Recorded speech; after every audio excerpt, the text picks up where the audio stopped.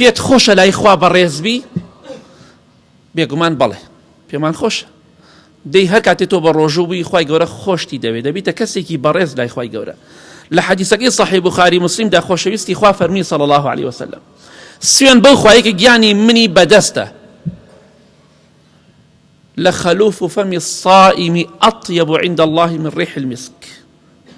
والله بوني ناخوشي دمي روجوان كسك بروجو دبي بوني دمي دي إما بيز عاجبين خوش ما بيز عاجبين بلام والله أو بونا ناخوشي دمي روجوان كبهوي نخواردنا وتوشي بوا لا إخواي قورو مهربان للروجي قيامتها لبوني مسك خوشتره کەواتە ئەو بۆنی کە لە دەمی تۆ دێ بەهۆی ڕۆژوگرتنەوە لای خوای گەورە زۆر زۆر بۆنی خۆش لە میسک خۆشترە.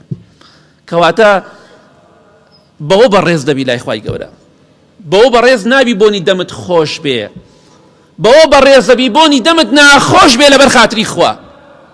شتەکان ئاوا بێ لێی تێبگەین.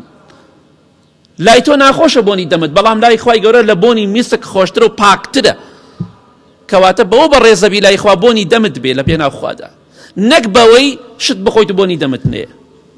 کەواتە مانگی ڕەمەزان بە ڕۆژوو دەبی تێیدا خەمبار مەبە بۆی بۆنی دەمت دێت، چونکە ئەو بۆنە لای خوا لە میسک خۆشتر و پاکترە.